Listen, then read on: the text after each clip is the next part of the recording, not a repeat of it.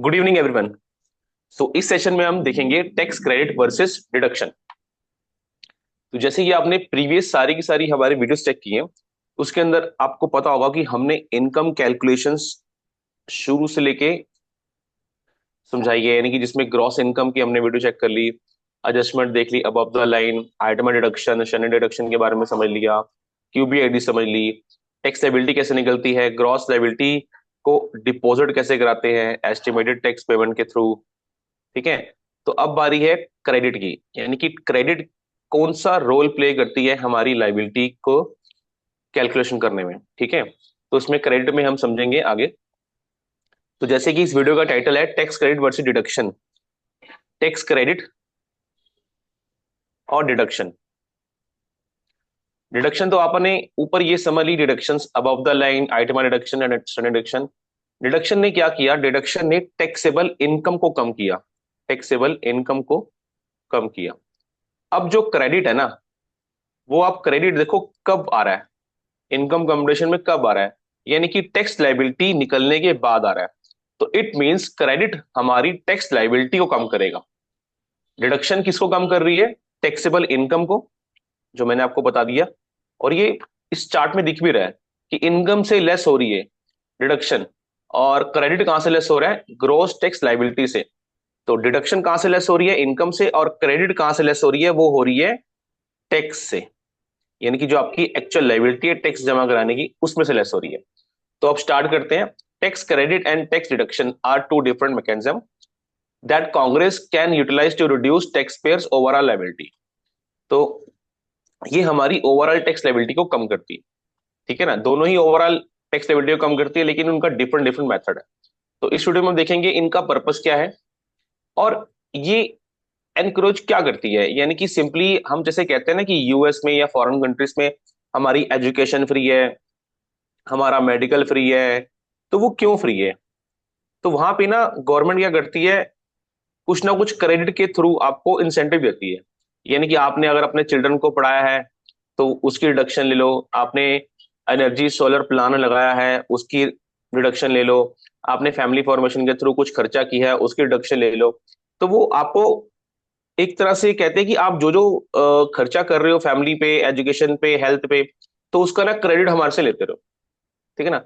तो वो गवर्नमेंट क्या करती है, टैक्स पेयर को ना एक इंसेंटिव देती रहती है, जिससे क्या है कि वो गवर्नमेंट अपने ही सारे काम करवा रही है। जैसे क्या है कि कोई भी खर्चा अगर पेरेंट करता है अपने बच्चे की एजुकेशन पे, तो वो उसको क्रेडिट देना शुरू कर देगी। तो एक तरह से ना उनको मतलब प्रमोट करते रहते हैं कि ये काम करो। अल्टीमेट अगर वहां का बच्चा पढ़ेगा तो तरक्की किसकी होगी? कंट्री की होगी। और एनर्जी सोलर प्लान लगेंगे किसकी होगी? प्रमोट कौन कौन सी चीजें करवानी है गवर्नमेंट ने, तो वो चीजों पे ना वो गवर्नमेंट क्या करती है, उस फैसिलिटी पे क्रेडिट देना शुरू कर देती है। तो इस पॉइंट से ना ये क्रेडिट का जन्म हुआ यहाँ पर कि क्रेडिट का बेनिफिट क्यों दिया जाएगा। ठीक है, तो यहाँ पर कवर हुआ हमारा। अब पॉइंट है टैक्स डिडक्शन। टैक्स डिडक्शन कहां से डिडक्ट होती है? Tax deduction is amount that you can subtract from taxable income. मैंने जैसे आपको ऊपर बताया, ये टैक्सेबल इनकम से लेस होगी, और इनकम भी वो होगी जो सब्जेक्ट टू टैक्स होगी। अब पहली बात है, अगर एग्जेम्प्टेड इनकम है तो वो तो मैं अपनी उसमें लूंगा ही नहीं, टैक्सेबल इनकम है। ठीक है ना, जिससे क्या है कि मेरी इनकम पे ना टैक्स कम लगेगा, मेरी लाइबिलिटी कम बनेगी। डिडक्शन कौन सी हो सकती है? आइदर आइटम डिडक्शन हो सकती है और श्रेणी डिडक्शन हो सकती है, ये भी हमें क्लियर है। The actual saving from a tax deduction depends on your marginal tax rate. वो कैसे? एग्जाम्पल देखते हैं। Let's say your annual income 60,000, you have a tax deduction of 10,000, यानी कि नेट कितना हो गया? 50,000 हो गया। तो अब वो कहता है कि आपकी जो एक्चुअल सेविंग क्या है वो यहाँ पे है। अगर आपका मार्जिनल टैक्स रेट 25% है, यानी कि आप जिस स्लैब में हो वहां पे स्लैबें होती है ना, 10, 15, 37 मैक्सिमम होती है, तो अगर सपोज करो आप 25 की स्लैब में हो, अगर ये डिडक्शन ना होती तो आपको टैक्स कितना देना पड़ता?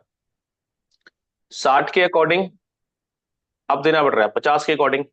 तो जितने का डिफरेंस है, मेरी सेविंग उस 10 पे मानी जाएगी। 10 × 25% करूंगा तो कितना बनेगा? 2500 रुपये। तो मेरी एक्चुअल सेविंग 2500 रुपये होगी। अगर मुझे 60 के अकॉर्डिंग देना पड़ता तो मेरा 2500 ज्यादा जाता। अब मुझे 50 के अकॉर्डिंग देना पड़ रहा है तो मुझे 2500 कम देना पड़ रहा है। तो ये एक्चुअल सेविंग है। Actual saving from a tax deduction depend on your marginal tax rate as deductions lower your taxable income and tax you owe. ठीक है ना, उसने आपकी इनकम भी कम कर दी और आपका टैक्स भी कम कर दिया, तो ये होगी टैक्स डिडक्शन। अल्टीमेट उन्होंने बताया था ना ऊपर कि अल्टीमेट जो इफेक्ट जाएगा ना आपका ओवरऑल टैक्स लायबिलिटी हो जाएगा, बस ये इनकम से लेस हो रही है, ये लायबिलिटी से लेस हो रही है। तो ये एग्जांपल हमारा था इनकम से लेस करने वाला। ठीक है, अब आता है tax credit. A tax credit on the other hand इसे direct reduction in the amount you owe, यानी कि जितनी आपकी लायबिलिटी है ना उसी में से लेस करेंगे। Unlike deduction tax credit are subtracted from your tax liability, ये समझ आ गया। डॉलर फॉर डॉलर रिडक्शन है। अब सपोज आपकी लायबिलिटी कितनी है, 1,000 है टैक्स की, और आपको क्रेडिट कितना मिला हुआ है, 400 मिला हुआ है, तो आपको 600 टैक्स देना पड़ेगा। यानी कि यहाँ पे जितने डॉलर में आपका लायबिलिटी है डॉलर वाइज ही आपको डिडक्शन मिल रही है, dollar for dollar reduction.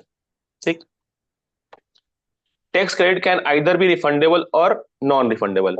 Credit में ना यही चीज समझने वाली है कि कौन सी रिफंडेबल है कौन सी नॉन रिफंडेबल है।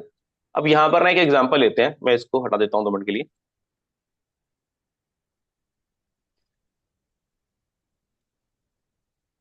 दो केस लेके चलते हैं, दो केस।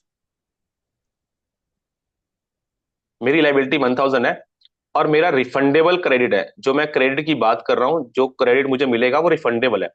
अगर तो मेरी लाइबिलिटी यहाँ पे 1,000 और मेरा जो क्रेडिट है मुझे 600 का मिला है, तो मुझे 400 पे करने हैं, क्योंकि 600 का क्रेडिट है ना, बैलेंस बचा मेरा 400।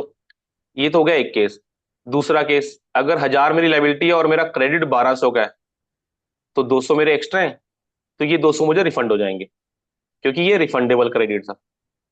ठीक है, क्योंकि ये रिफंडेबल क्रेडिट था। अब सेम केस में बात आते हैं नॉन रिफंडेबल में। नॉन रिफंडेबल में पहला वाला केस सेम रहेगा कि मेरी लाइबिलिटी 1,000 है, 600 का मेरा क्रेडिट है, तो ये 400 हो गया। ठीक है, और दूसरे वाले केस में क्या है कि यहां पर चेंज हो जाएगा, यहां पर क्या होगा, 1,000 मेरी लाइबिलिटी और अगर मेरा नॉन रिफंडेबल क्रेडिट 1,200 का है, तो सिर्फ मैं 1,000 यूज कर पाऊंगा, यहां पे कोई रिफंड नहीं होगा। यानी कि ये मेरी लाइबिलिटी को सिर्फ जीरो तक ले आ सकता है, नॉन रिफंडेबल, मुझे रिफंड नहीं मिलेगा इसमें। ठीक है, तो ये थी बेसिक सी इंफॉर्मेशन इसकी। अब पढ़ते आगे। Refundable tax credit can be result in a refund if the credit amount is greater than the tax you owe. अगर ये आपकी अमाउंट से ज्यादा हो, अगर ये आपकी क्रेडिट आपकी टैक्सेबल अमाउंट से ज्यादा हो, तो आपको रिफंड मिलेगा, जैसे कि ये वाला केस था हमारा। नॉन रिफंडेबल केस में ये हमारी लायबिलिटी को जीरो कर सकता है, जैसे कि यहां पर इसने जीरो कर दिया। ठीक है, अब करते हैं example. Suppose your annual income 60,000 है, लाइबिलिटी 8,000 है, you are a eligible 3,000 tax credit, 3,000 का क्रेडिट है, तो कितना देना है आपने, 5,000 देना है। पहला वाला केस बन गया। अगर यही रिफंडेबल क्रेडिट हो और मेरी लाइबिलिटी 2,000 हो और 3,000 का मेरा क्रेडिट था, तो मुझे 1,000 का रिफंड मिल जाए। ठीक है, और अगर ये नॉन रिफंडेबल केस होता तो उसमें क्या था, दो का अगर मेरी लाइबिलिटी है तो मैं दो ही यूज कर पाता, क्रेडिट चाहे 3 का होता तो मेरी लाइबिलिटी जीरो की बन जाती, क्योंकि ये नॉन रिफंडेबल है। ठीक है जी, ये हो गया टैक्स क्रेडिट। अब जो नॉन रिफंडेबल रिफंडेबल कौन कौन सी है, वो ये है। Child and dependent credit, credit ये नॉन रिफंडेबल है। Life time learning credit, adoption tax credit, retirement saving, foreign tax credit, non refundable portion of the American opportunity credit. इस क्रेडिट की ना कुछ पार्ट नॉन रिफंडेबल है और कुछ refundable है, तो हम जब देखेंगे नेक्स्ट वीडियोस में कौन कौन सी है। Residential energy credit, credit for elderly and disabled person, earned income credit, child tax credit, additional tax credit. तो ये याद रखना, हमेशा 4 ही क्रेडिट होंगी जिसपे रिफंड मिलता है, बाकी पे नहीं मिलता। तो आने वाले टाइम में हमारी क्रेडिट्स को लेकर सबकी सिंगल सिंगल सेपरेट वीडियो बनेगी, जिसमें आपको क्लैरिटी मिल जाएगी कि कौन सी क्रेडिट में क्या क्या बेनिफिट है और क्या क्या नहीं।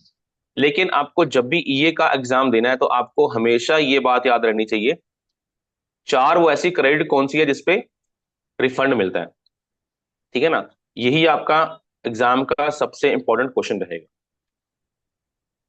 अब इस वीडियो की समरी देख लेते हैं। रिडक्शन, दोनों ही हमें, डिडक्शन और क्रेडिट दोनों ही हमें रिडक्शन करवाती हैं हमारी इनकम में। कैसे, टैक्स डिडक्शन तो डायरेक्ट टैक्सेबल इनकम को रिड्यूस करती है और क्रेडिट हमारी टैक्स लायबिलिटी को रिड्यूस करती है। दोनों की सेविंग कैसे होती है, actual saving from tax deduction depend on your marginal tax rate, ये भी हमने एग्जांपल देख लिया था।